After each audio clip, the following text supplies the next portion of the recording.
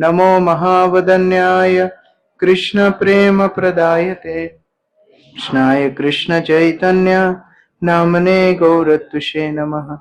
हे कृष्णा करुणा सिंधो दीनबंधो जगत्पते गोपेश गोपिका कांत राधा कांत नमोस्तुते।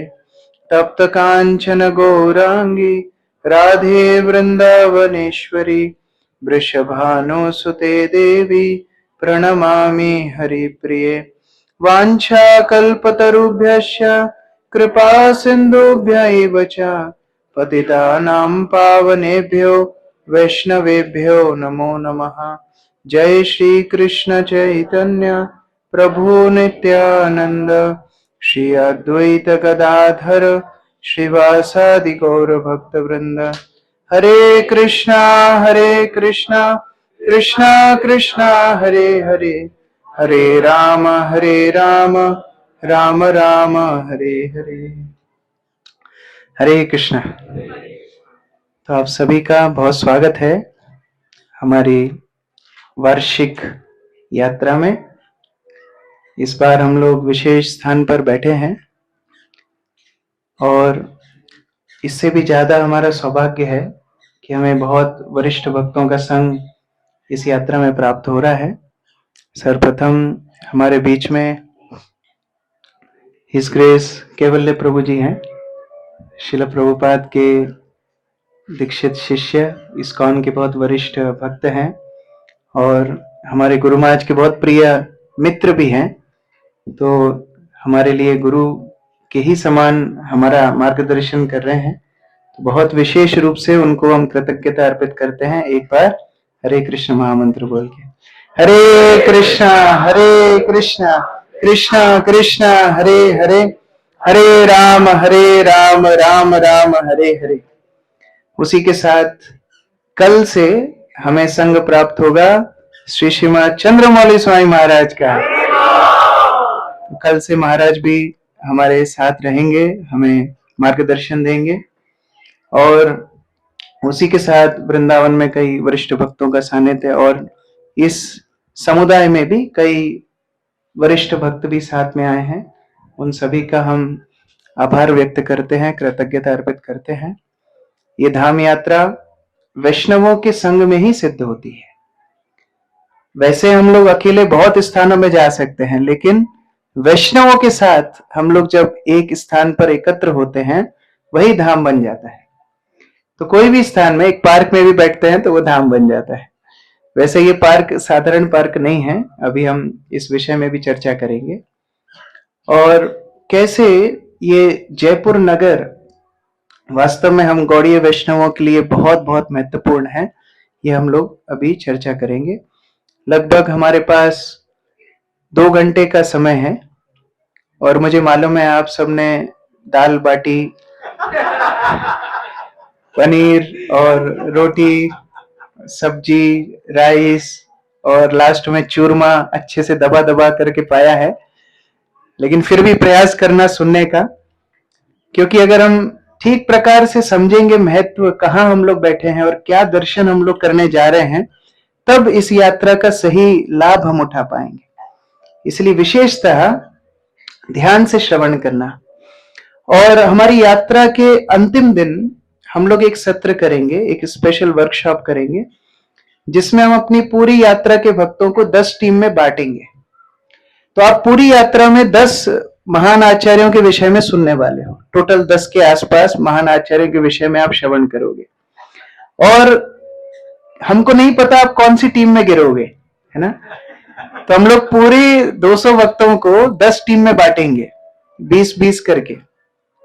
हर टीम को एक आचार्य टॉपिक दिया जाएगा और फिर उनको प्रेजेंटेशन देनी होगी कि ये आचार्य से हम व्यक्तिगत जीवन में क्या सीखे हैं और क्या लेकर के साथ में जाना है।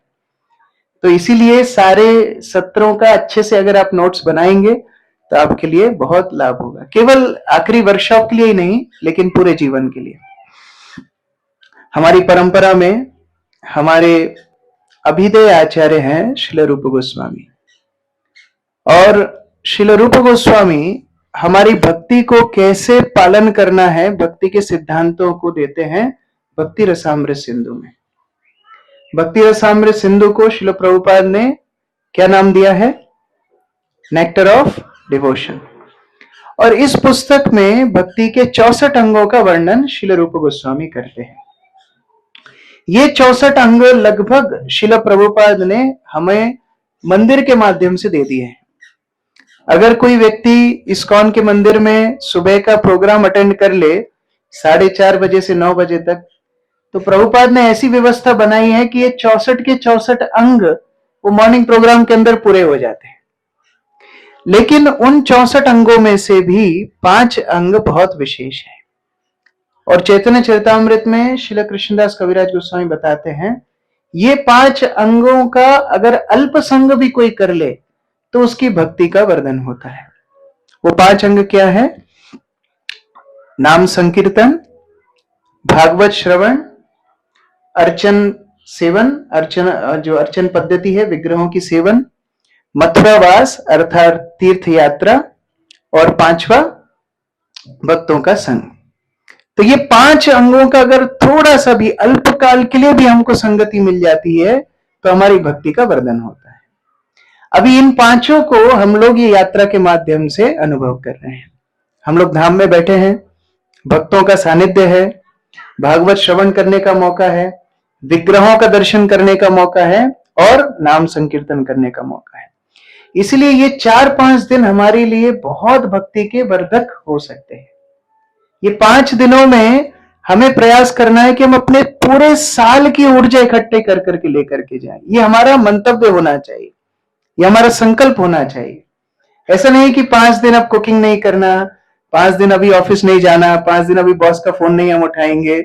ये महत्व नहीं है। यात्रा का मुख्य महत्व क्या है? साल भर के लिए हमको रिचार्ज होकर के जाना है, ये मुख्य महत्व है। और इसीलिए ये धाम में की हुई हर क्रिया के लिए हमको बड़ा सचेत होना चाहिए।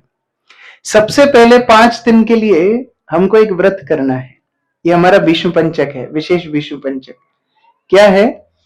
5 दिन कम से कम हमको निंदा से मुक्त रहना है। निंदा करने की प्रवृत्ति से 5 दिन के लिए हम लोग कम से कम मुक्त रहे। तो हो सकता है कोई सब्जी अच्छी ना बनी हो सकता है किसी आइटम में नमक कम हो सकता है आपकी ठंडी जगह पर आपको बिठा दिया हो सकता है कोई डिवोटी आपके रूम में हो जो फुल पंखे पे सोता है और आपको सर्दी लग रही हो। निंदा से बचना है सबसे पहले।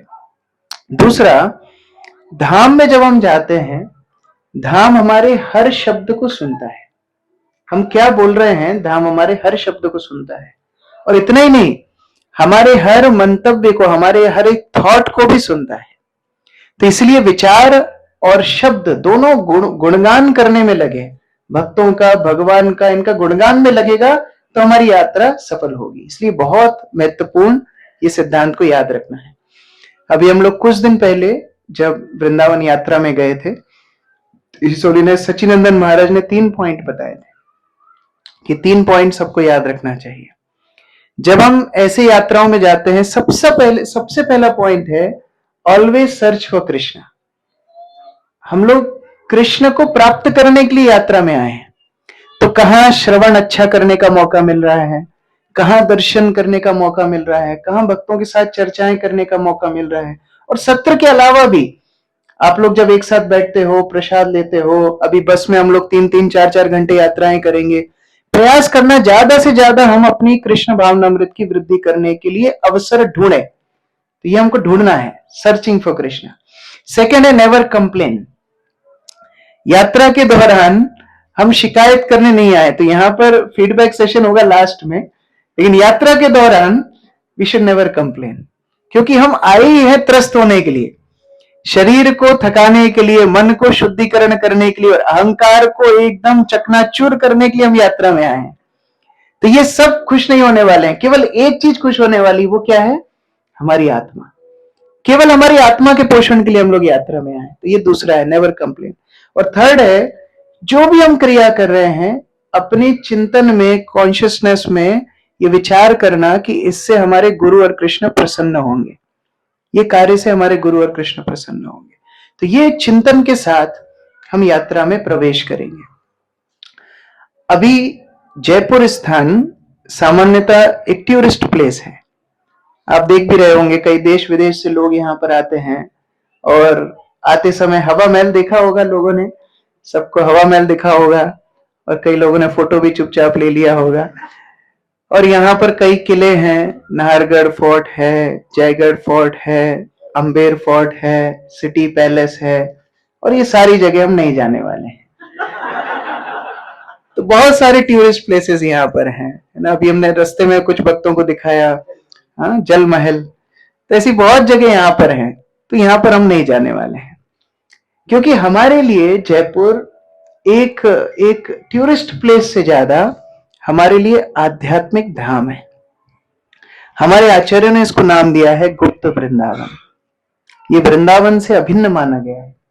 और जो स्थान पे आप बैठे हो इसका नाम है कनक वृंदावन। ये कनक घाटी, ये स्वयं भगवान के प्लेजर के लिए, भगवान की प्रसन्नता के लिए बसाई गई थी। तो ये वृंदावन से अभिन्न ये उद्यान है। तो जितना फल किसी को वृंदावन जाके मिलता है, उतना ही फल इस सुंदर घाटियों में बैठ करके आपको प्राप्त हो रहा है। ये गुप्त वृंदावन है। और ये पूरी नगरी वास्तव में, अभी जब रूम एलोकेशन हो रहे थे तो मैं चुपचाप भाग करके राधा गोविंद मंदिर गया था। तो आप ये पूरी नगरी में देख सकते हो, जैसे मैं वहां गया, कोई अलॉटमेंट नहीं है, कोई कीर्तन स्लॉट्स नहीं है, कोई माइक नहीं है, कोई मृदंग अलॉटमेंट नहीं है। सारे जयपुर के वासी वहां समय समय पर आते हैं और वहां पर कांस्टेंट भगवान का कीर्तन चलता रहता है, कांस्टेंट गुणगान चलता रहता है। यहाँ कोई अटेंडेंस शीट नहीं है, साधना ग्रुप नहीं है, यहाँ पर दक्ष संकर्षण पर फोन लगा लगा के नहीं बुलाते हैं। लेकिन फिर भी यहाँ पर 300 से 400 लोग रोज मंगला आरती में अपने आप आते हैं, अपने आप। 300-400 तो मैं बहुत कम मात्रा बोल रहा हूं, हजारों लोग दर्शन करने के लिए आते हैं। उनका दिन शुरू होता है राधा गोविंद देव के दर्शन करके। काम कंप्लीट करने के बाद रात में फिर घर जाने के पहले आते हैं राधा गोविंद का दर्शन करने, और फिर रात में स्वप्न में भी देखते हैं राधा गोविंद को। इसलिए ये वास्तव में जयपुर वासी, वृंदावन वासियों का मूड कैरी करते हैं। और श्रील प्रभुपाद हमें समझाते हैं, वृंदावन कोई स्थान नहीं है, वृंदावन चेतना का स्तर है। जहां वृंदावन की चेतना है वही वृंदावन है। जब श्रील प्रभुपाद जलदूत जहाज में बैठ करके आज से ठीक 60 वर्षों पहले अमेरिका जा रहे थे, तो अपनी डायरी जलदूत में लिखते हैं, प्रभुपाद लिखते हैं कि आज प्रशांत महासागर बहुत शांत है, आज बहुत अच्छे से हमारी यात्रा चल रही है, लेकिन मैं वृंदावन को स्मरण कर रहा हूं। I am missing Radha Damodar, I am missing Radha Govind Dev, I am missing Radha Madan Mohan, I am missing Radha Gopinath. तो वहां जलदूत के बीच में बैठ करके प्रभुपाद चिंतन कर रहे हैं वृंदावन का, तो जलदूत वृंदावन बन गया। बावरी में श्रील प्रभुपाद रहते थे, बावरी में कई नशा करके ड्रंकर्ड्स वहां पर पड़े रहते थे, प्रभुपाद को उनको लांग के जाना पड़ता था। ऐसा भी बताते हैं कि कई हिप्पी तो वहां पर मलमूत्र भी त्याग कर देते थे, और ऐसे गंदे स्थान में प्रभुपाद रहते थे। प्रभुपाद क्या बोलते थे, this Bowery is also Vaikuntha है। क्यों प्रभुपाद को वैकुंठ लगता था? क्योंकि हमेशा उनका चिंतन है वृंदावन धाम के ऊपर। तो यहाँ के वासियों की विशेषता है कि ये वृंदावन की चेतना में अपने आप को रमा चुके हैं, और यही चैतन्य महाप्रभु की शिक्षा है। चैतन्य महाप्रभु की लीला में कई कई अनुयायी ऐसे हैं जो कभी वृंदावन गए ही नहीं। जैसे जो स्वयं ललिता और विशाखा के रूप हैं, स्वरूप दामोदर रामानंद राय, कभी वृंदावन की उन्होंने यात्रा नहीं की। जो स्वयं राधा रानी है, गदाधर पंडित, वृंदावन की यात्रा नहीं करते हैं, और इन्होंने ही जगतवासियों को वृंदावन के रस से अवगत कराया। तो ऐसे महान महान आचार्य हैं जिन्होंने वृंदावन की भूमि पे शारीरिक रूप से उपस्थिति ना दिखाई हो, लेकिन चेतना में वो वृंदावन को धारण करते हैं, और ऐसे ही ये वृंदावन प्रकट हो जाता है। जब भगवान अपनी लीलाएं संवरण करते हैं, तो जैसे ही भगवान अपने धाम को जाते हैं, उनका धाम भी प्रकट हो जाता है। जब भगवान इस धराधाम पर आते हैं, धाम प्रकट अवस्था में रहता है। जब भगवान पुनः गोलोक वृंदावन जाते हैं, धाम अप्रकट हो जाता है। तो भगवान के परपौत्र थे वज्रनाभ, और वज्रनाभ को परीक्षित महाराज ने राजा बनाया मथुरा मंडल का। परीक्षित महाराज उम्र में बड़े थे, वज्रनाभ को राजा बनाया, और मथुरा का जब राजा बनाया तो मथुरा की दशा देख करके परीक्षित महाराज बड़े चिंतित हो गए, विशेषतः व्रज की स्थिति देख करके। परीक्षित महाराज वज्रनाभ को बोलते हैं, मथुरा नगरी तो अच्छी तरक्की कर रही है, लेकिन जो स्थान में भगवान कृष्ण ने लीलाएं की हैं, जो द्वादश वन है, विशेषतः वृंदावन, वो तो रेगिस्तान जैसा हो गया है। वहां की ऐसी स्थिति कैसे हो गई? सारे ब्रजवासी कहां गए? सारी गाय गायब, ब्रजवासी गायब, वृंदावन एकदम निर्जन स्थान हो गया, डेजर्ट हो गया। तो वज्रनाभ को परीक्षित महाराज ने बोला, आप जाकर के पुनः वृंदावन को बसाओ। जैसा वृंदावन भगवान के समय में था, वैसी चेतना लोगों को वृंदावन जाकर के मिले, ये तुम्हारी जिम्मेदारी है। वज्रनाभ वृंदावन में आए, एक पक्षी भी वृंदावन में नहीं दिखा उनको, एक जानवर भी नहीं दिखा, एक मनुष्य भी नहीं दिखा, कंप्लीट निर्जन। और ऐसी अवस्था में वज्रनाभ ढूंढने लगे भगवान की लीला स्थली है कहां। ना तो उन्हें राधा कुंड श्याम कुंड का ज्ञान मिला, कोई भी स्थान उनको नहीं मिल रहा है। भटकते भटकते वज्रनाभ इतने क्लांत हो गए, इतने दुखी हो गए, एक कल्प वृक्ष के नीचे बैठ करके रोने लगे। और जब वो रोने लगे, तब रोते रोते रोते इतने भगवान के चिंतन में निमग्न हो गए कि उनको उस समय दिव्य ध्वनि सुनाई दी। उन्होंने बोला, वज्रनाभ, आपकी भक्ति देख करके, आपकी सेवा करने की इच्छा देख करके अब वृंदावन धाम अपने आप को आपके सामने प्रकट करेगा। और जब ऐसी वाणी उन्होंने सुनी, तब वज्रनाभ को सब कुछ अपनी आंखों के सामने दिखने लगा। सारे ब्रजवासी प्रकट हो गए, भगवान श्री श्री राधा कृष्ण उनके सामने प्रकट हो गए। और जो जो लीला स्थली भगवान ने अपनी द्वापर युग की लीलाओं में की थी, वज्रनाभ के सामने सब प्रकट होने लगी। अब वज्रनाभ एक एक स्थली को वहां पर लोगों के कल्याण के लिए जीर्णोद्धार करने लगे, स्थापना करने लगे। वज्रनाभ ने लगभग 16 विग्रहों की स्थापना की। मैं आपको नाम लिखा रहा हूं। 4 देव हैं, गोविंद देव, बलदेव, हरिदेव, आदि केशव देव। आदि केशव को उन्होंने मथुरा जन्म स्थान पर स्थापित किया, हरिदेव को उन्होंने दान घाटी पर स्थापित किया, बलदेव जो दाऊजी मंदिर के नाम से हम जानते हैं उनकी स्थापना की, और गोविंद देव को उन्होंने वृंदावन में स्थापित किया। इसके अलावा उन्होंने क्षेत्रपाल रूप से 4 महादेव को स्थापित किया। और अभी आप शाम को जब राधा गोविंद मंदिर यहां भी जाओगे, तो यहाँ गेट पर ही गोपेश्वर महादेव भी है, यहां पर भी वो विराजमान है। जैसा वृंदावन में है वैसा यहाँ पर भी है। तो 4 महादेव की स्थापना की, 4 देवियों की स्थापना की, जिसमें वृंदा देवी भी एक है। हम लोग पिछली साल यात्रा में गए थे, उसमें कौन कौन गए थे? पिछले साल की यात्रा में हम लोग काम्य वन गए थे। काम्य वन में हमने वृंदा देवी का दर्शन किया था, वो वज्रनाभ द्वारा स्थापित वृंदा देवी है। और उसके बाद 2 नाथ का स्थापना की, एक गोपीनाथ, एक श्रीनाथ। तो श्रीनाथ जी अभी नाथ द्वारा में है, और गोपीनाथ जी का दर्शन हम आज शाम को करने वाले हैं। और उसके बाद 2 गोपाल का जो 2 गोपाल की स्थापना की, एक मदन गोपाल और एक साक्षी गोपाल। मदन गोपाल ही बाद में मदन मोहन के नाम से जाने गए, जिनका दर्शन हम कल करेंगे अगर उनकी इच्छा हुई तो। और साक्षी गोपाल जो जगन्नाथपुरी के पास साक्षी गोपाल मंदिर में अभी वर्तमान में स्थित हैं, वो साक्षी गोपाल। ये 16 विग्रहों की स्थापना वज्रनाभ ने की। लेकिन जब ये विग्रह तैयार हो गए, तब विशेषतः 3 विग्रहों के विषय में आप लोग जानते हो, मां उत्तरा ने आकर के पुष्टि दी कि 3 विग्रह बड़े महत्वपूर्ण हैं। कौन से? राधा मदन मोहन, राधा गोविंद देव और राधा गोपीनाथ। और उत्तरा ने बताया कि कैसे राधा मदन मोहन के चरणारविंद एकदम भगवान के जैसे हुबहू है, राधा गोविंद देव का वक्ष स्थल और हाथ एकदम भगवान के जैसे हुबहू है, और गोपीनाथ का मुख एकदम भगवान की तरह है। तो कई बार वैष्णव जब तीनों विग्रहों का दर्शन करते हैं तो पहले करौली जाते हैं, करौली में मदन मोहन का दर्शन करते हैं, फिर गोविंद देव आते हैं, गोविंद देव का दर्शन करते हैं, फिर मदन मोहन, फिर गोपीनाथ का दर्शन करते हैं। तो ऐसा मान्यता है कि मानो श्री कृष्ण का साक्षात दर्शन तीनों के दर्शन से हो जाता है। लेकिन हम उज्जैन वाले थोड़ा उल्टा कर रहे हैं, हम लोग पहले गोपीनाथ जाएंगे, फिर गोविंद देव जाएंगे, और फिर कल जाएंगे मदन मोहन के पास। तो जो भी हो, तीनों के दर्शन करना मतलब साक्षात भगवान के दर्शन करना। 4000 वर्षों तक इनकी सेवा पूजा वृंदावन में चलती रही। लेकिन 4000 वर्षों में कालक्रम में कई कई समस्याएं आई, कई कई आक्रांता भी आए, और उन कारणों से इनकी सेवा पूजा फिर छिन्न भिन्न हो गई।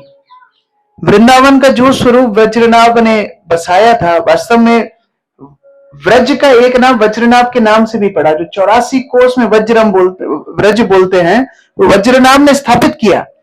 लेकिन 4000 वर्षों में कालक्रम में धीरे धीरे धीरे उसकी महिमा भी लुप्त हो गई। अब पुनः ये सारे विग्रह छुप गए, ये सारे विग्रह अलग अलग स्थानों में लुप्त हो गए, और ऐसी स्थिति में श्री चैतन्य महाप्रभु का आविर्भाव होता है। श्री चैतन्य महाप्रभु स्वयं कलयुग के इष्ट देव हैं, साक्षात राधा कृष्ण हैं, और श्री चैतन्य महाप्रभु वृंदावन धाम की यात्रा करते हैं। मैं उन डिटेल्स में नहीं जा रहा हूं, क्योंकि आगे के सेशंस में आप ये सब सुनोगे कि कैसे वृंदावन की खोज श्री चैतन्य महाप्रभु करते हैं। और जब वृंदावन महाप्रभु आते हैं, महाप्रभु की असीम इच्छा थी कि वो वृंदावन में ही रहे, लेकिन उनकी माता की आज्ञा थी कि वो जगन्नाथपुरी में रहे। और क्योंकि उन्होंने अपनी माता को वचन दिया था, श्री चैतन्य महाप्रभु अपने अंतरंग पार्षदों को वृंदावन भेजते हैं। वास्तव में वृंदावन श्री चैतन्य महाप्रभु का हृदय है। जब जगन्नाथपुरी में रथ यात्रा में महाप्रभु नृत्य करते थे तो ये भजन गाते थे कि मेरा जो हृदय है वो वृंदावन है। तो महाप्रभु का हृदय मतलब राधा रानी और श्री कृष्ण का हृदय है वृंदावन। और ऐसे वृंदावन धाम का उद्धार या वृंदावन को जगतवासियों के लिए प्रकट करना, ये महाप्रभु की अंतरंग इच्छा थी। और जिस प्रकार वृंदावन महाप्रभु का हृदय था, उसी प्रकार गोस्वामी गण भी महाप्रभु के हृदय थे। सबसे ज्यादा प्रेम महाप्रभु गोस्वामी गण को करते थे, और इसीलिए एक एक करके महाप्रभु इन गोस्वामी गणों को वृंदावन भेजते हैं। सबसे पहले लोकनाथ गोस्वामी भूगर गोस्वामी को भेजते हैं, उसके बाद रूप सनातन को भेजते हैं। वहां दक्षिण भारत में जाते हैं, वैकुंठ भट्ट के पुत्र गोपाल भट्ट को आदेश देकर के आते हैं कि तुम भी वृंदावन आ जाना। वहां वाराणसी में रघुनाथ भट्ट को आदेश देकर के आते हैं कि तुम भी वृंदावन आ जाना। रघुनाथ दास को आदेश देते हैं महाप्रयाण के बाद वृंदावन जाने के लिए। और जीव गोस्वामी को बचपन में महाप्रभु का दर्शन हुआ था, जब वो शायद 3 या 4 वर्ष के थे। तब महाप्रभु रूप सनातन को बताए थे कि तुम्हारा कार्य यदि पूर्ण नहीं होगा, ये बच्चा आगे जाकर के तुम्हारा कार्य पूरा करेगा। तो जीव गोस्वामी को भी महाप्रभु की इच्छा अनुसार वृंदावन जाने का आदेश मिलता है।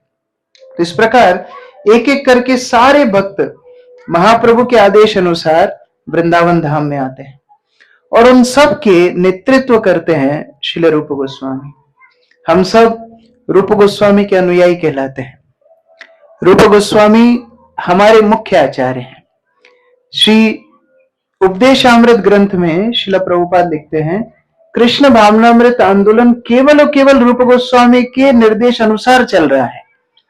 और अगर उपदेशामृत ग्रंथ में आप देखें, एक साधक भक्त से लेके उन्नत भक्त तक, सिद्ध भक्त तक सारे उपदेश रूप गोस्वामी अपने भक्तों को दे देते हैं। हमारी पूजा पद्धति, हमारी साधना पद्धति, हमारी दीक्षा पद्धति, सारी पद्धति हम रूप गोस्वामी के अनुसार पालन करते हैं। और इसीलिए रूप गोस्वामी हमारे लिए बहुत महत्व रखते हैं। सबसे पहले रूप गोस्वामी श्री चैतन्य महाप्रभु को रामकेली में मिले। उस समय पर रूप गोस्वामी और सनातन गोस्वामी दोनों नवाब हुसैन शाह के अंतर्गत बंगाल के प्रधानमंत्री और वित्त मंत्री थे। नाम था दबीर खास साकार मलिक। और ये दोनों भाई इतने मेधावी थे, इतने निपुण थे अपने कार्य में, कि नवाब हुसैन शाह सारी जिम्मेदारी इन दोनों के ऊपर छोड़ते थे। एक दिन नवाब हुसैन शाह को पता पड़ा कि नवदीप का काजी, जिसका नाम था चांद काजी, ये चांद काजी भक्त बन गया। ऐसा कोई भगवान का अवतार हुआ है जिसको देख के चांद काजी बहुत आकर्षक हो गए, और चांद काजी ने समर्पण कर दिया। और यहां तक कि ये वचन भी दे दिया था चांद काजी ने महाप्रभु को कि मैं मेरे वंशज तक, आगे तक आपके भक्त रहेंगे, मांसाहार नहीं करेंगे, आपका नाम का जप करेंगे।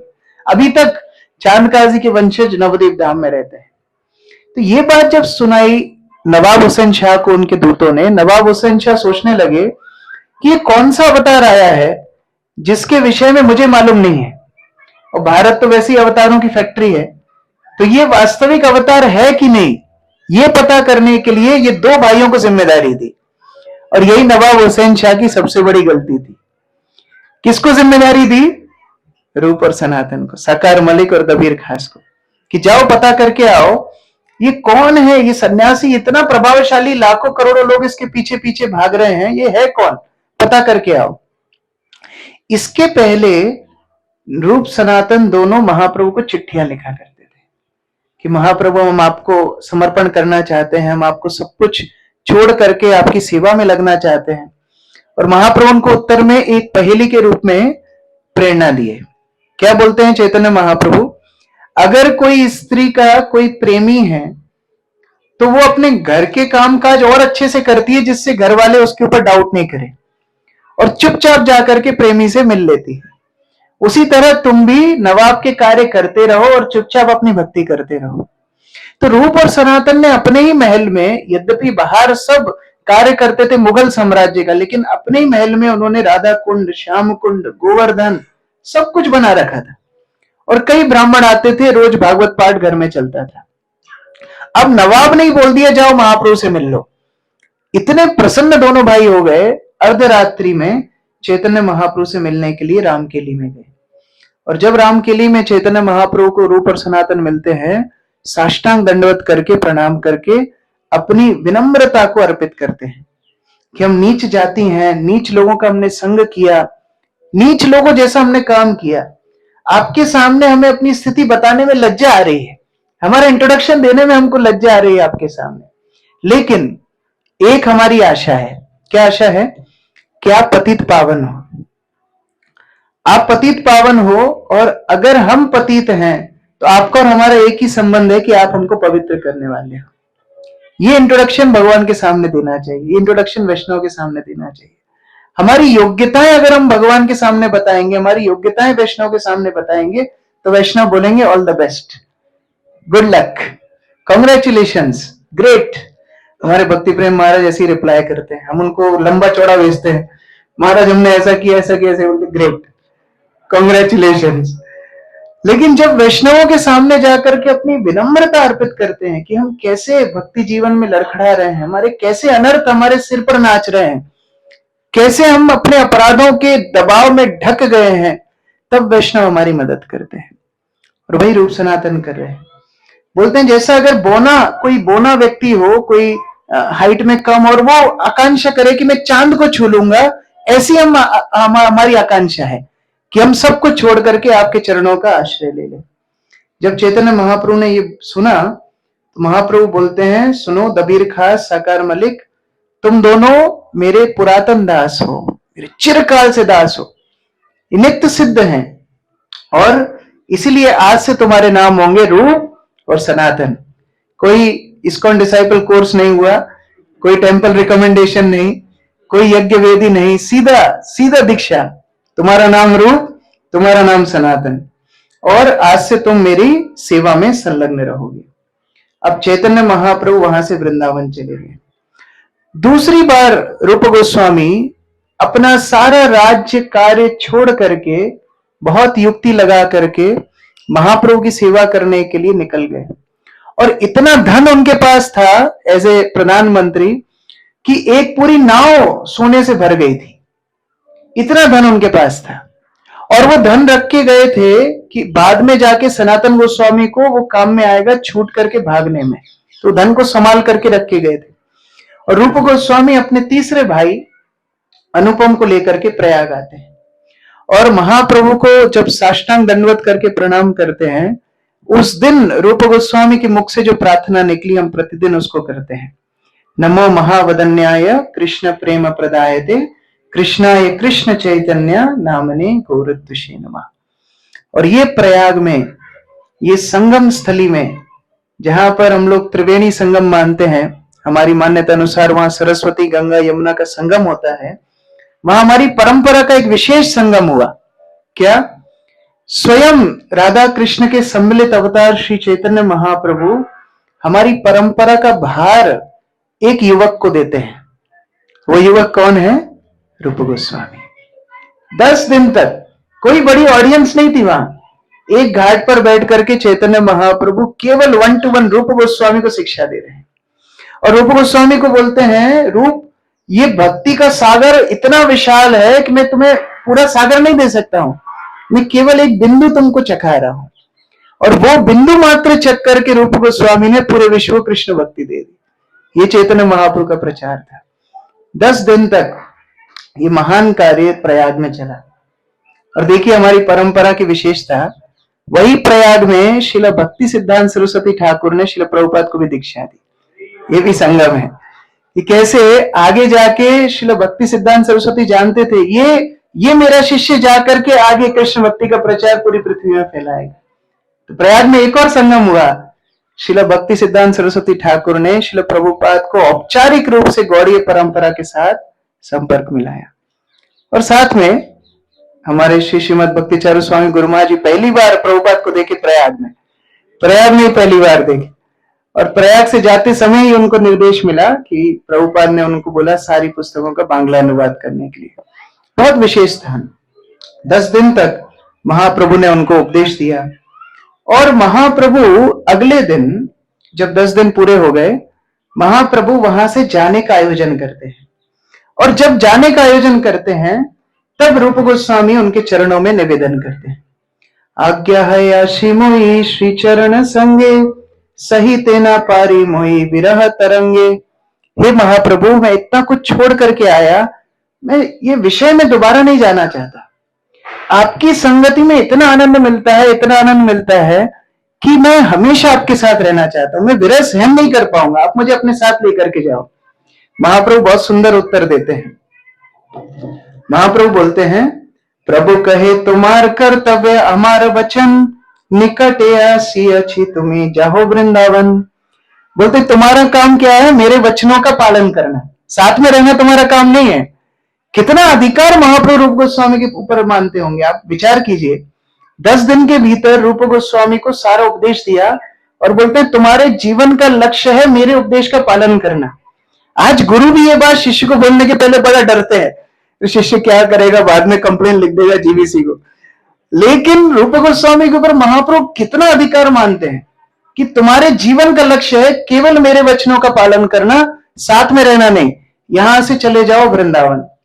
और महाप्रभु कहां जा रहे हैं? जगन्नाथपुरी जा रहे हैं। महाप्रभु मैं पुरी में रहूंगा, तुम वृंदावन में रहना। हाँ, वृंदावन से कभी कभी मुझसे मिलने के लिए तुम आ सकते हो, लेकिन तुमको रहना है वृंदावन में, और वृंदावन में मेरी सेवा करना है। ये बोल करके महाप्रभु ने उनको आलिंगन किया, नौका में चढ़ करके निकल गए और मूर्छित होकर रूप गोस्वामी वहां पर नीचे गिरे। कितना प्रेम महाप्रभु से रूप गोस्वामी करते होंगे। वहीं पर पड़े रहे, कोई तो देखने वाला था नहीं। महाप्रभु पीछे पलट के भी नहीं देखे, नाव में चढ़ करके चले गए। रूप गोस्वामी जब चेतना से बाहर आए तब जो वहां पर ब्राह्मण था, स्थानीय ब्राह्मण, अपने घर में लेकर के गया। और बाद में अनुपम और रूप दोनों वृंदावन आ गए। अगली मीटिंग श्री चैतन्य महाप्रभु की रूप गोस्वामी से हुई जगन्नाथपुरी में। महाप्रभु को मिलने के लिए रूप गोस्वामी जगन्नाथपुरी गए और चैतन्य महाप्रभु के सामने अपनी पुस्तकों को रखा। रूप गोस्वामी ने कुछ पुस्तकें लिखी थी, ललित माधव, विदग्ध माधव। ये पुस्तकों को देख करके महाप्रभु इतने प्रसन्न हो गए, सबको दिखाते हैं, रामानंद राय आओ, स्वरूप दामोदर आओ, सभी लेकर, सार्वभौम भट्टाचार्य आओ, देखो देखो रूप ने कितनी सुंदर पुस्तकें लिखी हैं। और अपने ही शिष्य का गुणगान महाप्रभु करते हैं कि रूप गोस्वामी की जो हैंडराइटिंग है मानो मोतियों के समान है। और हैंडराइटिंग के साथ जो इन्होंने अक्षर लिखे हैं, ये हमारे रस तत्व को, हमारे गौड़ियों के सिद्धांत को सटीक रूप से प्रस्तुत करता है। महाप्रभु ने बहुत आशीर्वाद दिया। और फिर दोबारा से रूप गोस्वामी लग रहा था बड़ी तारीफ चल रही है, शायद यही रहने को मिलेगा। महाप्रभु बोलते हैं, वृंदावन जाओ, तुम ही रहो वृंदावन है, वहीं जाओ, यहां ज्यादा नहीं रहना है। और वहां जाकर के ये रस शास्त्रों की रचना करो, लुप्त तीर्थों का उद्धार करो, प्रचार के लिए तुम ये नींव तैयार करो, जिससे गौड़ीय सारे विश्व में प्रचार कर सके। कृष्ण सेवा कैसे करनी चाहिए, भक्ति रस का कैसे प्रचार होना चाहिए, कैसे वैष्णव सदाचार का पालन होना चाहिए, ये सब तुम करो। महाप्रभु ने आलिंगन किया, रूप गोस्वामी को भेज दिया और रूप गोस्वामी फिर वृंदावन आ गए। जब रूप गोस्वामी वृंदावन आए तो उस समय पर हुमायूं राजा मुगलों का अपने कार्यकाल कर रहा था। और हुमायूं इतना इंप्रेस हुआ रूप गोस्वामी से, रूप गोस्वामी की सेवा के लिए एकड़ों जमीन हुमायूं ने दान दी, 500-600 गाय दान में दी। अब रूप गोस्वामी क्या करते उन गायों का, उन्होंने एक सेवक रखा, वो गायों से जो कुछ दूध आता ब्रजवासियों की सेवा करते थे। लेकिन रूप गोस्वामी भजन करते करते एक दिन बड़े दुखी हो गए। तब तक राधा मदन मोहन सनातन गोस्वामी को मिल गए। राधा मदन मोहन की कहानी आपको श्री श्रीमद चंद्रमौली स्वामी महाराज सुनाएंगे कि कैसे राधा मदन मोहन प्रकट हुए, कैसे सनातन गोस्वामी के पास आए। अब रूप गोस्वामी चिंतन करने लगे कि सनातन गोस्वामी को राधा मदन मोहन मिल गए, मेरे इष्ट देव गोविंद देव कहाँ हैं? उनको हृदय में गोविंद देव के दर्शन होते थे और वो दिन रात रोते थे, इतना विरह होता था उनको। हमारे आचार्य वर्णन करते हैं कि जैसे गोपियों को भगवान से विरह होता था और सारी वृंदावन की भूमि तपने लगती थी, रूप गोस्वामी जिस वृक्ष के नीचे बैठ जाते थे वो वृक्ष के सारे पत्ते झड़ जाते थे, वो वृक्ष मुरझा जाता था, वो वृक्ष मुड़ के नीचे पूरा का पूरा नीचे लेट जाता था, वहां के पत्थर पिघलने लगते थे, वहां के पशु पक्षी रोने लगते थे, इतना विरह रूप गोस्वामी को होता था। और ये विरह को देख करके एक बालक रूप गोस्वामी के पास आता है और वो बालक बोलता है, बाबा आप रो क्यों रहे हो? रूप गोस्वामी तो बोलने की भी हालत में नहीं है, वो गोविंद देव का दर्शन हृदय में करते हैं और रोते हैं। तो बालक बोलता है, चलो बाबा तुमको कुछ दिखाता हूं। और वो बालक हाथ पकड़ के रूप गोस्वामी को लेके जाता है गोमटिला पर, और वहां ले जाकर के दिखाता है, देखो बाबा ये जो गाय है, ये गाय रोज यहां आती है और इस स्थान पे खड़ा होती है और इस स्थान पे खड़े होकर के खुद दूध देती है, हो ना हो इसके नीचे कुछ विशेष है। और ये बोल करके वो लड़का गायब हो जाता है। रूप गोस्वामी चिंतित हो गए, क्या हो सकता है इसके नीचे, और रोते रोते भगवान को स्मरण करके, गोविंद देव को स्मरण करके अपने हाथों से ही रेत को हटाने लगते हैं, मिट्टी को हटाने लगते हैं, और इतने प्रेम के साथ उस मिट्टी को हटाते हैं कि सबसे पहले गोविंद देव जी का मस्तक रूप गोस्वामी के हाथ में आ जाता है। अपने हाथों से इतने एक एक कण हटाते हटाते जैसे मानो करोड़ों करोड़ों समुद्र के समान उनको हृदय में प्रेम का अनुभव हो रहा है। भगवान के मुख को दर्शन करते हैं, बाजुओं को दर्शन करते हैं, उनकी नाभि का दर्शन करते हैं, चरणों का दर्शन करते हैं, अपने हाथों से गोविंद देव जी को उठाते हैं, खूब नृत्य करते हैं, सारे ब्रजवासियों को इकट्ठा करते हैं और एक सुंदर महोत्सव का आयोजन होता है। भूगर गोस्वामी आते हैं, लोकनाथ गोस्वामी आते हैं, सनातन गोस्वामी आते हैं। उस दिन वसंत पंचमी का दिन था। सुंदर भगवान को पीतांबर वस्त्र पहनाते हैं, अभिषेक होता है, आरती होती है, भोग होता है, बहुत बड़ा महोत्सव बनता है और सारे ब्रजवासी प्रसन्न हो जाते हैं कि जो वृंदावन के इष्ट गोविंद देव थे वो पुनः वृंदावन में प्रकट हो गए। खूब महोत्सव बनता है। रूप गोस्वामी सेवा पूजा करने लगते हैं। सेवा पूजा में इतने निमग्न हो जाते हैं, अभी सुबह जागरण करना, उनके लिए सुंदर मिठाइयां बनाना, भोग पदार्थ तैयार करना, आरती करना, भोग लगाना, उनको सुंदर सुंदर भजन सुनाना, उनको शयन देना, इतना अनुभव रूप गोस्वामी का उत्कृष्ट अनुभव हो रहा था, इतना प्रेम से प्लावित रूप गोस्वामी थे। एक दिन बैठे बैठे सोचने लगे कि मैं यहां आया क्यों था, मैं वृंदावन क्यों आया था?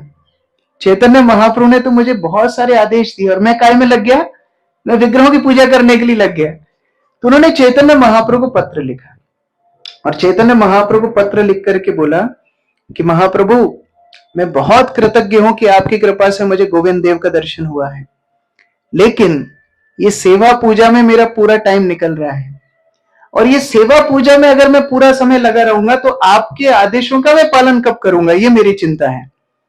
तो चैतन्य महाप्रभु सोचने लगे अब इसको मदद कैसे करूं। अगर रूप पूजा करने लगा, आरती करने लगा तो ये गौड़ियों की परंपरा आगे नहीं बढ़ेगी, ये काम तो मैंने रूप गोस्वामी को सौंपा है। तो महाप्रभु अपने सेवक काशीश्वर पंडित को बुलाते हैं।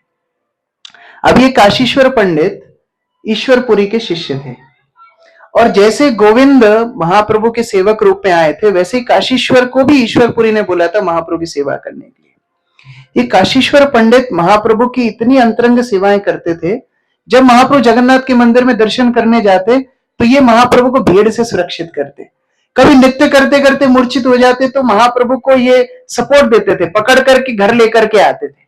रात में महाप्रभु के द्वार के सामने पहरा देते थे और महाप्रभु के जितने गेस्ट आते थे उन सब गेस्टों का देखभाल ये काशीश्वर पंडित करते थे। महाप्रभु ने बुलाया, काशीश्वर तुमको मैं बहुत प्रेम करता हूं। अभी देखो, जब गुरुजन ऐसी कोई बात कहे मतलब सेवा आने वाली है ना। कोई, जैसे मैं कुछ भक्तों के साथ चर्चा कर रहा था, श्रील प्रभुपाद जब किसी को प्रसाद के लिए बुलाते थे तो भक्त डर जाता था। क्यों? कुछ सेवा आने वाली है। तमाल कृष्ण महाराज को प्रभुपाद ने, Tamal today you take prasad with me, sit down. Tamal Krishna महाराज बोले ओके, बैठ गए। प्रभुपाद प्रसाद लेते लेते बोलते हैं, तमाल कृष्ण, वो एक मंदिर में प्रेसिडेंट की आवश्यकता है, तुम्हारा क्या ख्याल है?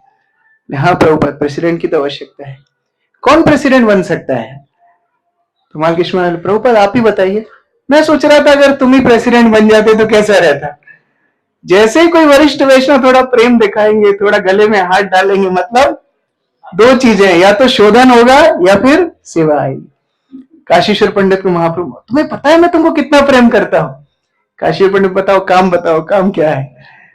महाप्रभु बोलते हैं, देखो वृंदावन में साक्षात गोविंद प्रकट हुए हैं, जाओ भगवान की सेवा करो। काशीश्वर बोलते हैं, मैं तो अभी भगवान की तो सेवा कर रहा हूं, वो गोविंद 5000 वर्ष पहले, आप तो लेटेस्ट हो, आप साक्षात श्री कृष्ण चैतन्य राधा कृष्ण नहीं अन्य, आप साक्षात श्री राधा कृष्ण, आपकी मैं सेवा कर रहा हूं। फिर महाप्रभु बोलते, नहीं मेरी इच्छा है आप वृंदावन जाओ। और ये सुनते ही काशीश्वर पंडित मूर्छित होकर के नीचे गिर गए। देखो हमारी परंपरा में महाप्रभु ने भर भर के विरह दिया है। ये परंपरा है रोने की, ये परंपरा है विरह की, ये आनंद की परंपरा नहीं है। इसलिए हमारे मंदिर में हम नहीं बोलते आज के आनंद की जय, हमारे नहीं होता है। क्यों? हमारी परंपरा रोने की परंपरा है। गौर गोविंद स्वामी महाराज बोलते थे, वो पंडे क्राइंग स्कूल, ये रोने की परंपरा है। काशीश्वर पंडित नीचे गिर गए। मैं हिसोलिने सिंधु धर्म स्वामी महाराज का इसी पास टाइम पे लेक्चर सुन रहा था, और वो ये लीला बोलते बोलते अपना प्रभुपाद के साथ संस्मरण बता रहे थे। वो बोलते हैं कि हम लोग अमेरिका में भक्त बने, प्रभुपाद के साथ 17 साल 18 साल की उम्र में जुड़े, और इतनी आसक्ति प्रभुपाद के प्रति हमारी थी कि हम प्रभुपाद के साथ एक क्षण अगर मिल जाए तो हम सब कुछ देने के लिए तैयार थे। ये हमारा भाव था, महाराज बता रहे थे। और उस समय श्रील प्रभुपाद बोलते हैं कि मैं चाहता हूं इस्कॉन का प्रचार यूरोप में हो, तो कौन कौन जाएगा? तो हर मंदिर से लिस्ट बनाई गई, ये यूरोप जाएंगे प्रचार करने, और महाराज का नाम उसमें डाल दिया गया। तो महाराज ने सोचा, अरे अमेरिका में प्रभुपाद का इतना संग मिलता था, अभी जाना है यूरोप में जाकर के कौन संग देगा। ठीक है, टीम बन गई। लेकिन फिर सूचना आई कि श्रील प्रभुपाद न्यूयॉर्क से लंदन एक फ्लाइट में जा रहे हैं। अब यूरोप जाना है तो लंदन से भी होके जा सकते हैं। तो महाराज ने कई जगह भिक्षा की, ऐसे जैसे करके फेयर इकट्ठा किया कि वो उसी फ्लाइट में जाएं जिसमें श्रील प्रभुपाद जा रहे हैं। और जब वो एयरलाइन के ऑफिस में पहुंचे, उसने बोला, सर इस एयरलाइन इस पर्टिकुलर फ्लाइट में एक भी सीट खाली नहीं है। तो वो रोने लगे। तो ऑफिसर बोलती है कि आप क्यों रो रहे हो, बहुत फ्लाइट है हमारे पास, हर 1 घंटे में लंदन फ्लाइट जाती है, मैं कोई सी फ्लाइट में कर दूंगा।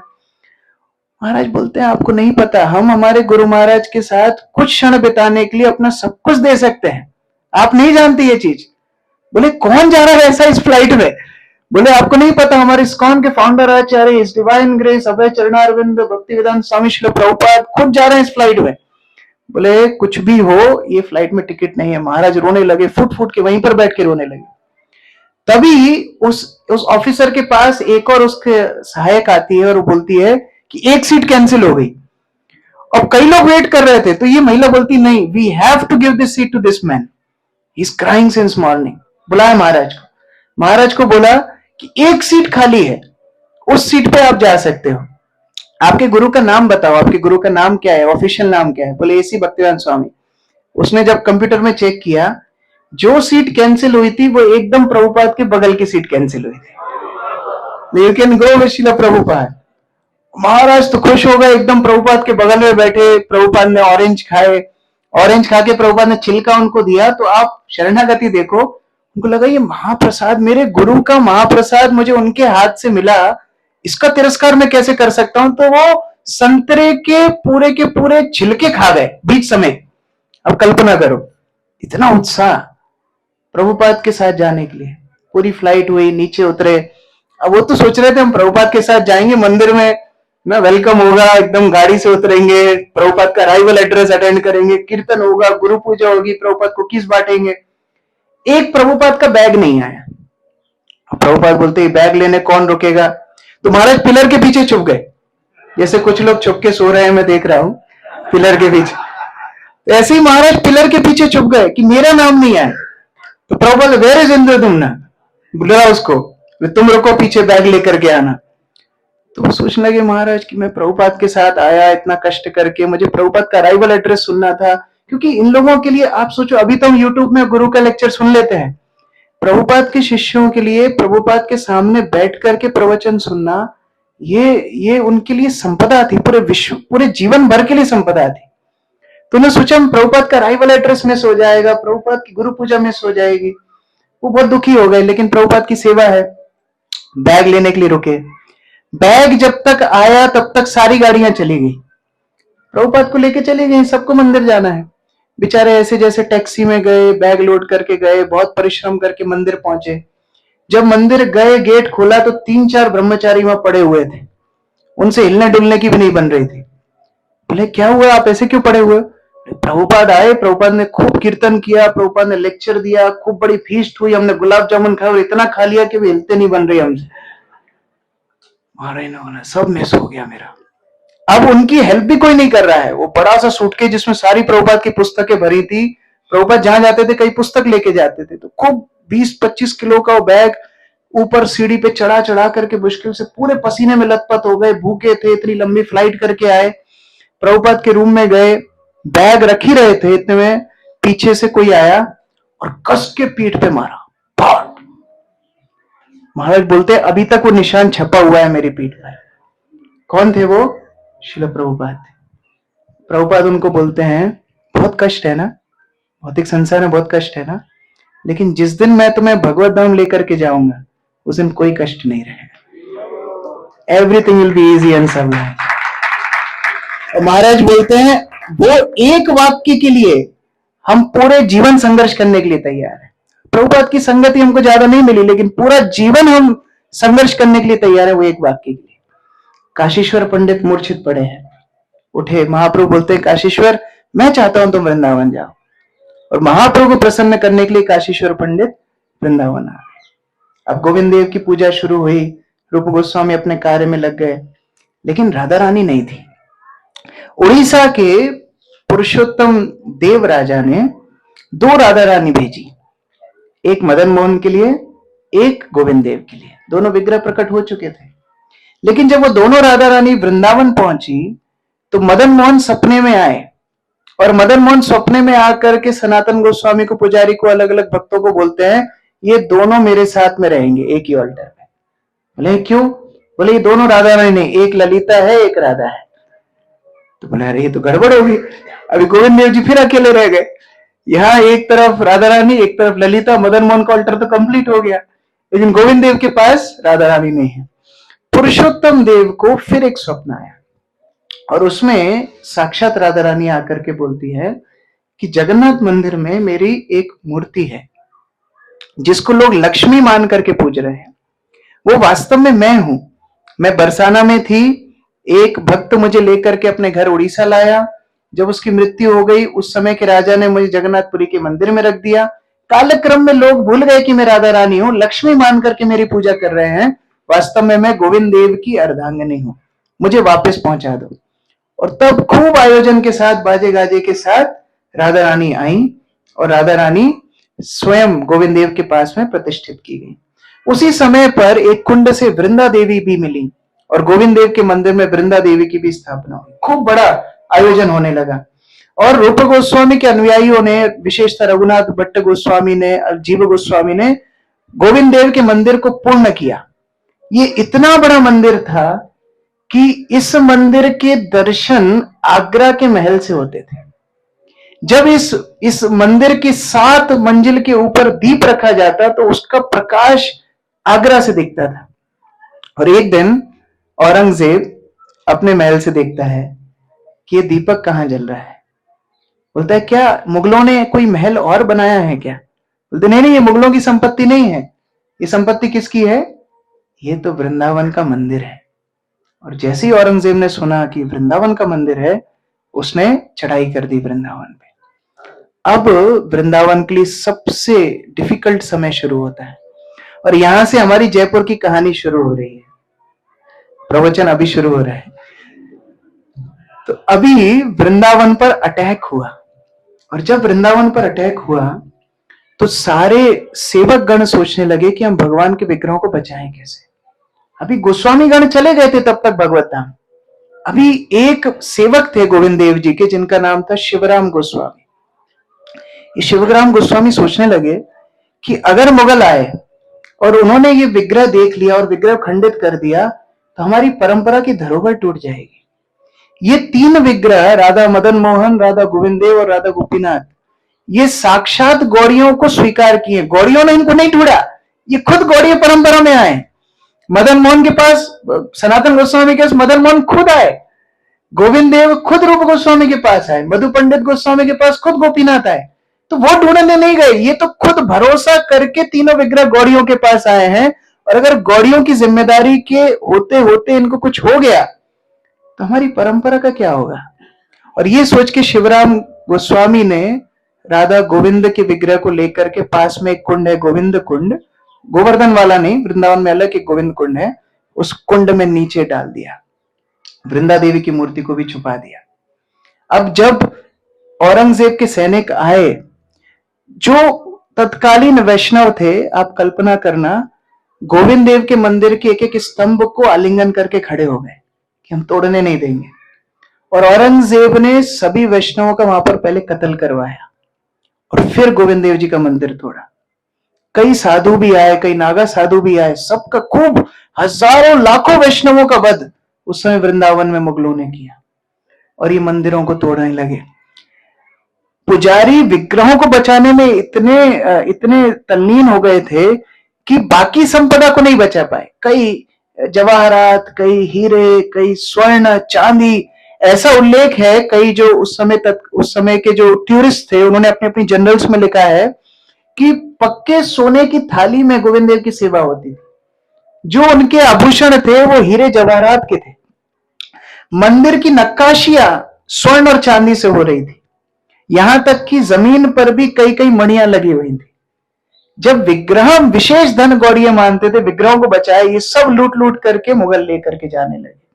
लेकिन औरंगजेब ने विशेष फरमान दिया कि खोना हो, गोविंद देव की मूर्ति यहीं पर है और कोई मूर्ति को तोड़ना मत तोड़ना, गोविंद देव की मूर्ति जरूर तोड़ना, क्योंकि वो दीपक से उसको ईर्ष्या हुई थी।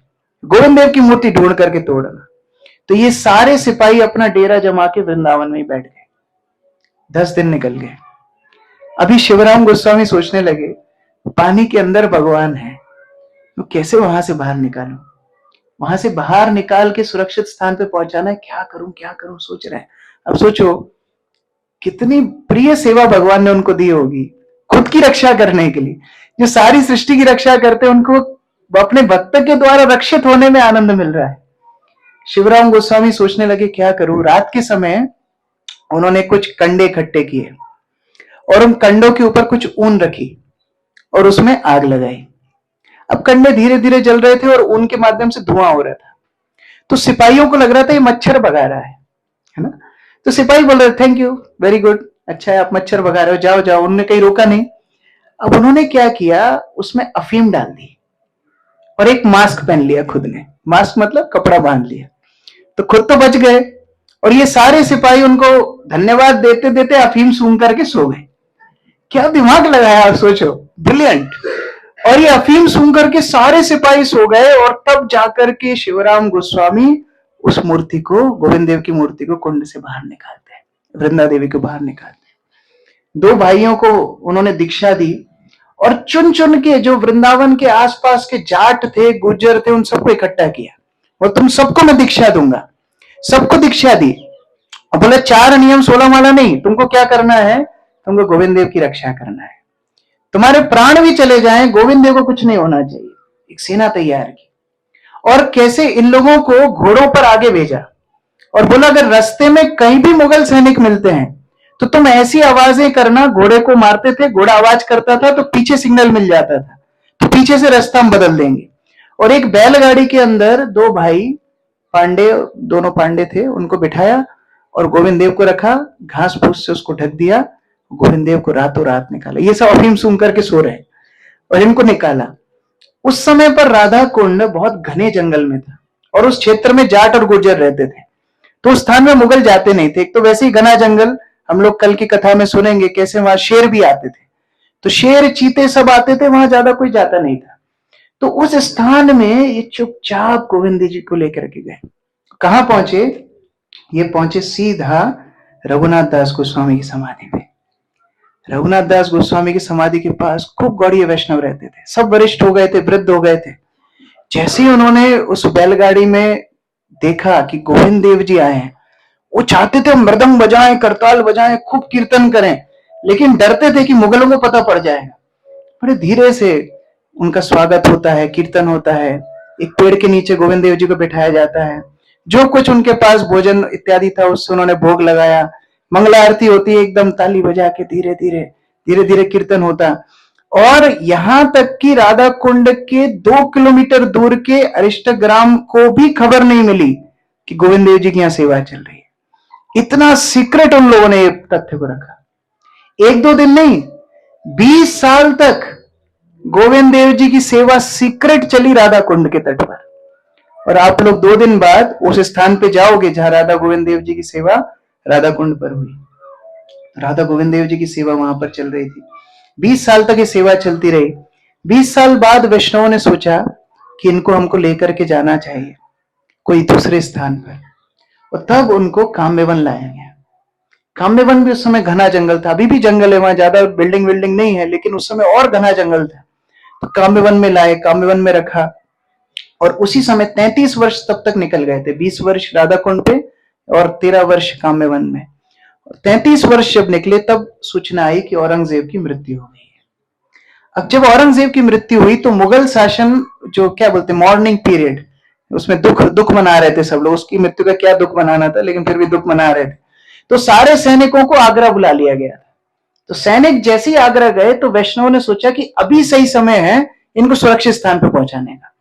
और तब सभी ब्रजवासियों ने बहुत कष्ट के साथ ये निर्णय लिया कि गोविंद देव जी को, मदन मोहन जी को, राधा विनोद को, राधा मदन मोहन, राधा गोपीनाथ, राधा दामोदर, राधा वृंदावन चंद्र, इन सभी विग्रहों को हमको वृंदावन से बाहर भेजना होगा, क्योंकि वृंदावन पे बार बार आक्रमण ये मुगल करेंगे और वृंदावन में इनको सुरक्षित रखना बहुत मुश्किल है। इसलिए चुपचाप इनको हम वृंदावन से बाहर निकालेंगे। बैलगाड़ियों में एक एक विग्रह को रखा गया और सभी बैलगाड़ियों ने अलग अलग रास्ता लिया और सबको घास फूस से सब विग्रहों को ढक दिया गया। जो आगे वैष्णव बैठते थे वो पगड़ी वगड़ी बांध के अपना स्वरूप छुपा करके रहते थे। और जब निकलने लगे, सारी बैलगाड़ी एक एक करके निकलने लगी, वृंदा देवी की बैलगाड़ी सीमा पर आकर के अटक गई। सब लोगों ने बड़ा जोर लगाया, धक्का दिया, ऐसा भी कोई बताते हाथी भी बुलाया, लेकिन वृंदा देवी की मूर्ति वहां से नहीं निकलती। तो वृंदा देवी सभी भक्तों को बोलती हैं, उस समय साक्षात वृंदा देवी बोलती हैं कि देखो गोविंद देव जी सारे संसार के राजा हैं, वो जहां जाएंगे सबको कृपा दे सकते हैं, लेकिन मेरा अधिकार वृंदावन में है। आगे जाके जब वैष्णव वृंदावन आएंगे और उनको गोविंद देव जी नहीं मिलेंगे, मदन मोहन नहीं मिलेंगे, गोपीनाथ नहीं मिलेंगे, वो बड़े दुखी हो जाएंगे। तो उनको सहारा देने के लिए मैं वृंदावन में रुक जाऊंगी। तो ये बोल करके वृंदा देवी वहीं काम्यवन में रुक गई। अब ये सारी बैलगाड़ियों में ले करके भक्त लोग छुप छुप करके गांव से होते होते राजस्थान की ओर बढ़ते हैं। यहाँ के राजा उस समय जय सिंह थे। उनको सूचना मिली, उन्होंने बड़ा स्वागत किया। पास में आमेर फोर्ट है, उस समय पर वो आमेर फोर्ट में रहते थे। जय सिंह सेकंड मान सिंह के पुत्र थे। मान सिंह की भी गोस्वामियों से काफी अच्छी मित्रता थी। तो जय सिंह ने जब निमंत्रण दिया तो गांवों के रास्ते से होते होते अलग अलग छोटे छोटे पथों से ये बैलगाड़ियों में विग्रह निकलते थे। और जिस जिस गांव में वैष्णव रहते थे वो वैष्णव बाहर निकलते, मुगलों के डर से महोत्सव तो नहीं कर पाते थे, एक छोटा सा फूल अपने हाथ में रखते थे और विग्रहों को देख करके उनके आंसू निकलने लगते थे। उनको बड़ा कष्ट भी होता था कि भगवान को वृंदावन छोड़ के जाना पड़ा, और ये भी कष्ट होता था कि हम इनका स्वागत नहीं कर पाते। और सभी वैष्णव ना फूल अर्पित करते करते गाते थे। क्या गाते थे? रूप गोस्वामीर प्राण धन है,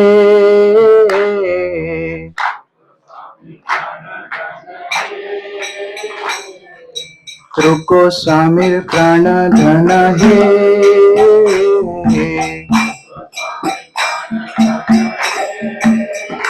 जय राधा गोविंद राधा गोविंद राधे।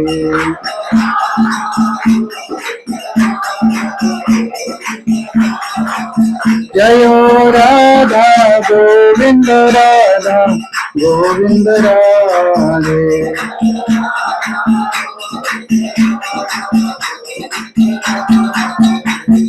सना तेरा प्राण धन हे।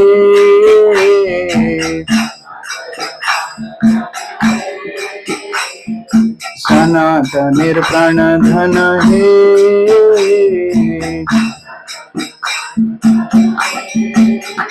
जय राधा मदन मोहन राधा मदन मोहन राधे।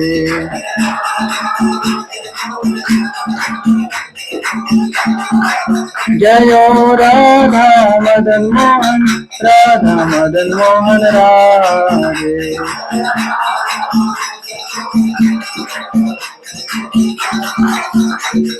लोकनाथेर प्राण धन हे।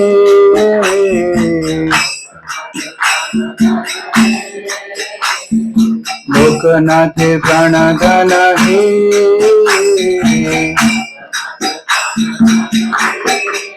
जय राधा विनोद राधा विनोद राधे।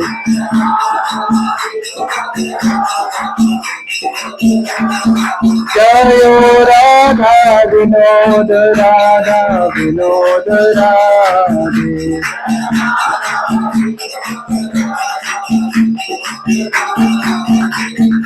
जीव गोस्वामीर प्राण धन हे।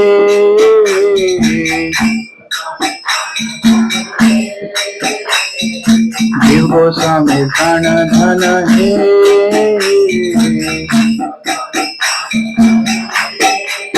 जय राधा दामोदर राधा दामोदर राधे।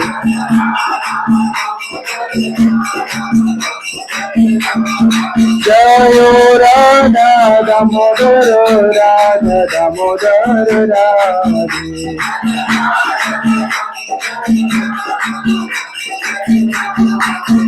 श्रील कविराजेर प्राण धन हे।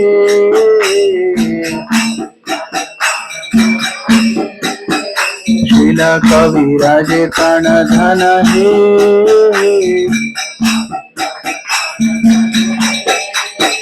जय राधा वृंदावन चंद्र राधा वृंदावन चंद्र राधे।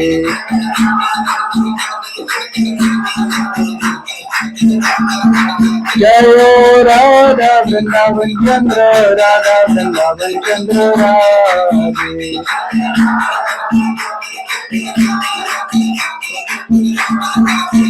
श्रील जय देवीर प्राण धन हे।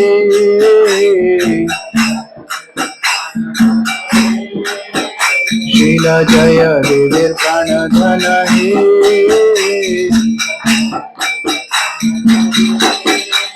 जय राधा माधव राधा माधव राधे।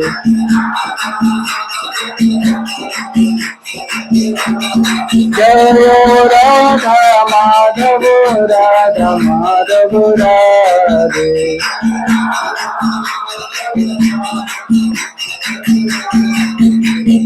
मधु पंडित प्राण धन हे।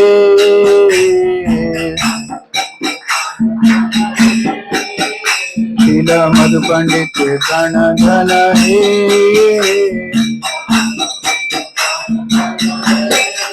जय राधा गोपीनाथ राधा गोपीनाथ राधे।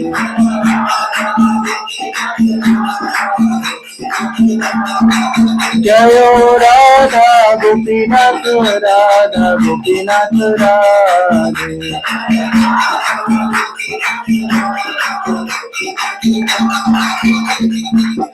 इस तरह गोस्वामियों के सारे महत्वपूर्ण विग्रह यहाँ पर स्थानांतरित किए गए। और ये महाराज जय सिंह बहुत महान भक्त थे। उन्होंने ये यही स्थान पर उन विग्रहों के मंदिर की व्यवस्था की, और इसलिए स्थान को कनक घाटी या कनक वृंदावन के नाम से जाना जाता है। पहले राधा गोविंद देव भी यहीं पर रहते थे, लेकिन उस समय पर वो विचार करने लगे कि ये स्थान उतना सुरक्षित नहीं है, क्योंकि आमेर का किला उस समय पर वैसे ही बड़ा प्रसिद्ध हो गया था। ये इतना सुरक्षित नहीं है, यहाँ पर कभी भी आक्रमण हो सकता है। तो उन्होंने केवल और केवल इन महत्वपूर्ण विग्रहों को रखने के लिए, इनकी सेवा अच्छे से हो, सुरक्षित हो, जयपुर नगर का निर्माण किया।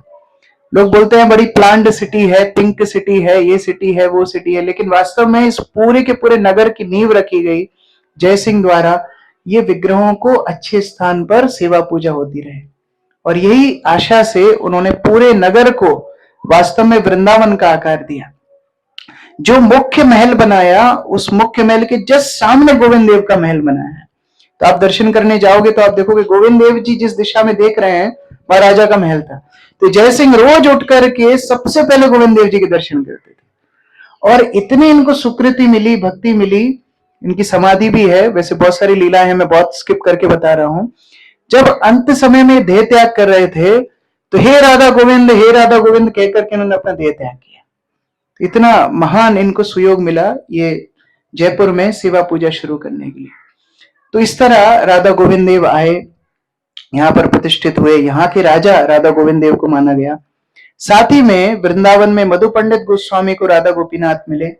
कैसे मिले मैं ज्यादा अभी डिटेल में नहीं जा रहा हूं। राधा गोपीनाथ जब प्रकट हुए, उनके साथ बड़ी छोटी सी राधा रानी थी। तो आज जब आप रात में जाओगे दर्शन करने गोपीनाथ जी का, तो पास में आप एक छोटी सी राधा रानी को देखोगे।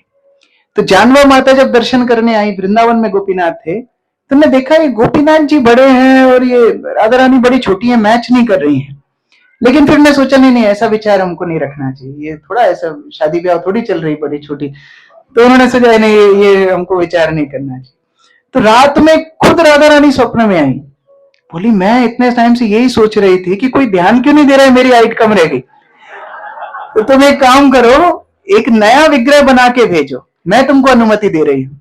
तो फिर जानवा माता ने एक और राधा रानी का विग्रह भेजा जो गोपीनाथ जी के पास में है, और एक छोटी राधा रानी भी पास में विराजमान है। तो वो दर्शन आप शाम को करोगे। और बाद में वो एक स्थानीय कथा भी है, उसकी पुष्टि ज्यादा मुझे नहीं मालूम, पुष्टि है कि नहीं, कि एक अंग्रेज एक बार आया था, और वो अंग्रेज एक घड़ी लेकर के आया, जो घड़ी केवल मनुष्य की ये क्या बोलते हैं, पल्स से चलती है। तो उसने बोला कि तुम हिंदुओं के भगवान जीवित हैं कि ऐसी मूर्ति की पूजा करते हो? तो उसने बोला हमारे भगवान प्रतिमा थोड़ी है, साक्षात भगवान है।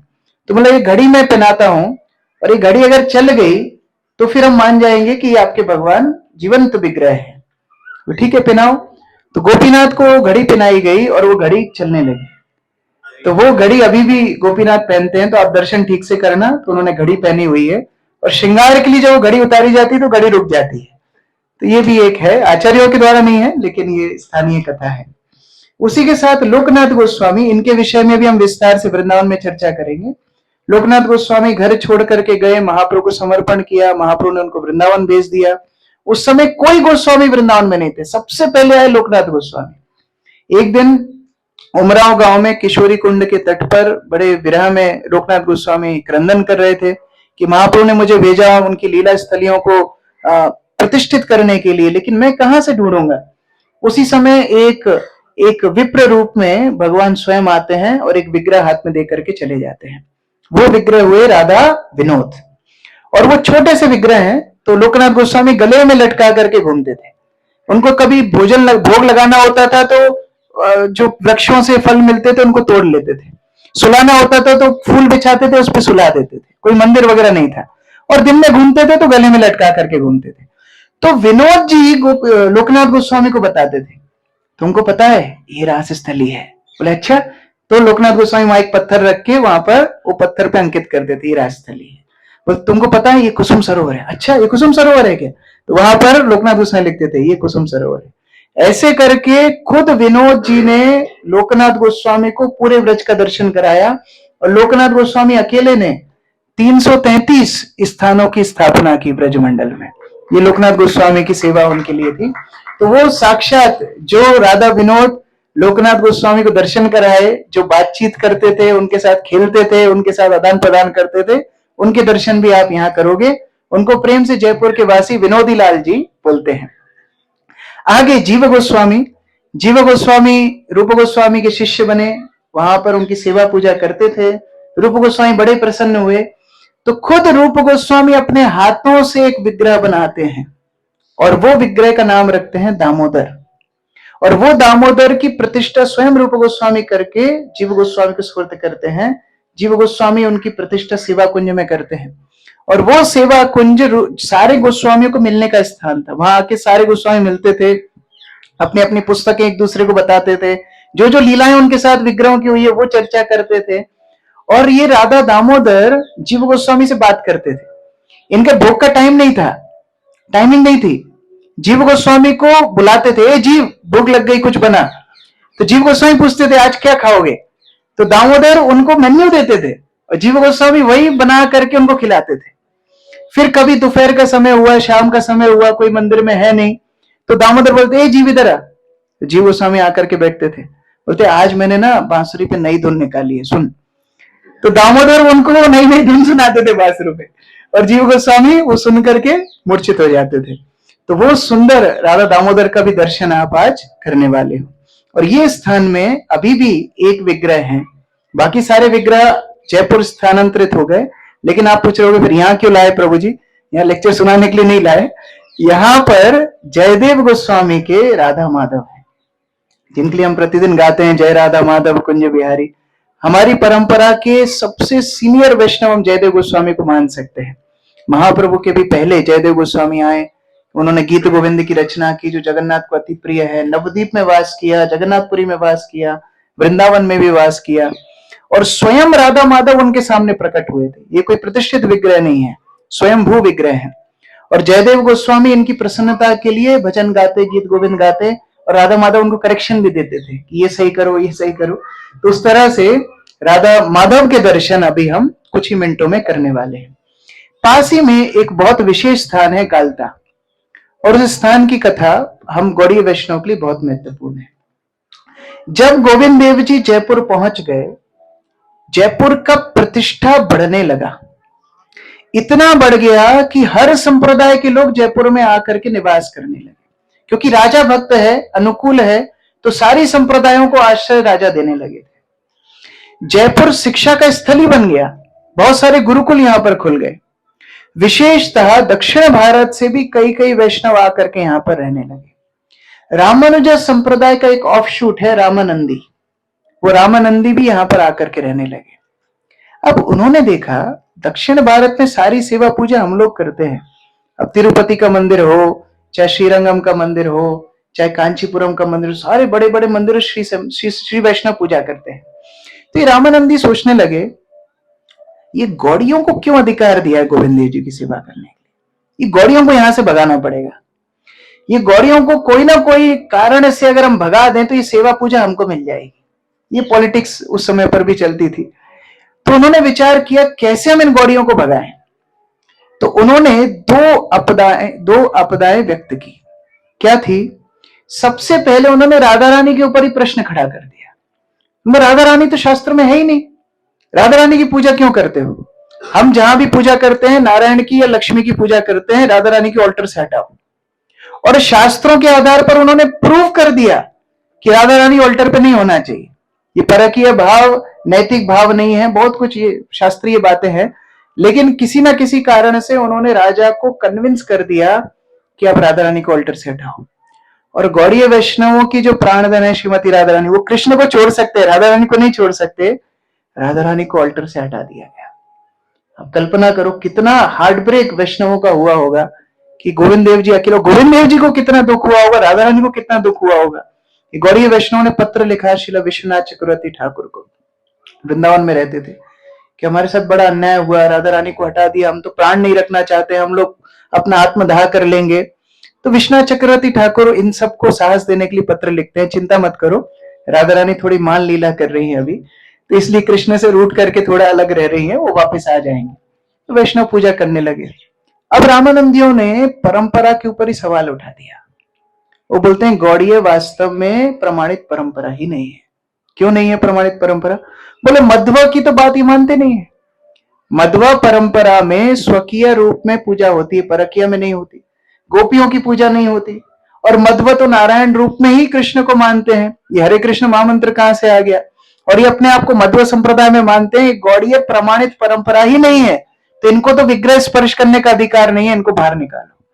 अब राजा को ऐसा दबाव बनाया, जबकि अंदर से तो जयसिंह गौड़िया ही थे, लेकिन सारी संप्रदायों ने जब एक साथ मिलकर के अपवाद उठाया तो गौड़ियों की सेवा बंद कर दी गई। जो गोविंद देव को गौड़िया अपने आत्म स्वरूप मानते, इतने मुश्किल से वृंदावन से बचा करके लाए, कितनों ने अपनी जान दे दी, उन गोविंद देव की सेवा यहां से उनसे छुड़ा ली गई। अब दोबारा पत्र लिखा विश्वनाथ चक्रवर्ती ठाकुर को कि आप कुछ मदद कीजिए, गोविंद देव की सेवा हमारे हाथ से चली गई। और ये गोविंद देव की सेवा की बात नहीं है, ये मतलब है गौड़ियों का अब अस्तित्व तो खत्म हो जाएगा। हमको तो परंपरा ही निरस्त कर दी, हमारी दीक्षाएं निरस्त हो गई। आगे जाके चैतन्य महाप्रभु के विषय में कोई नहीं जान पाएगा, हमें परंपरा को रक्षा करना है। आप सोचो कितनी डिफिकल्ट सिचुएशन, हमारे एग्जिस्टेंस, हमारी आइडेंटिटी के ऊपर बात आ गई थी। उस समय पे विश्वनाथ चक्रवर्ती ठाकुर बहुत वृद्ध थे। उन्होंने अपने एक शिष्य को भेजा, बलदेव विद्याभूषण। ये उड़ीसा में जन्म लिए, जगन्नाथपुरी गए, खूब शिक्षा प्राप्त की। पहले तो काशी वाराणसी खूब जगह पर शिक्षा ली, सारे वेद वेदांत इनको कंठस्थ थे।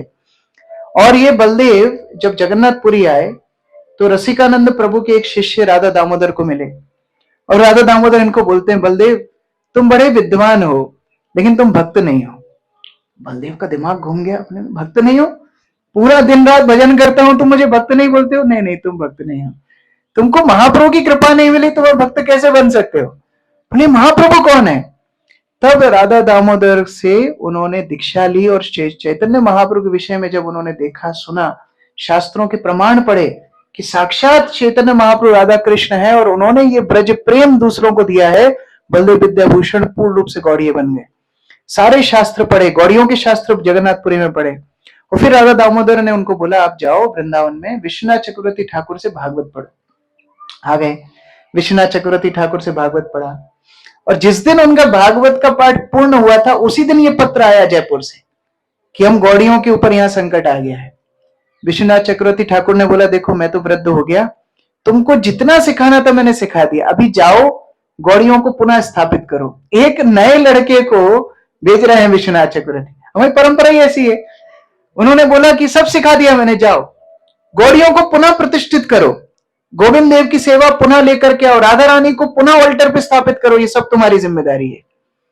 बलदेव आए, जयपुर में राजा से मिले। राजा ने बोला, देखो शास्त्रार्थ होगा, और शास्त्रार्थ में अगर आप जीत गए तो राधा रानी ऑल्टर पे भी आएंगी, गौड़ियों को सेवा भी मिलेगी।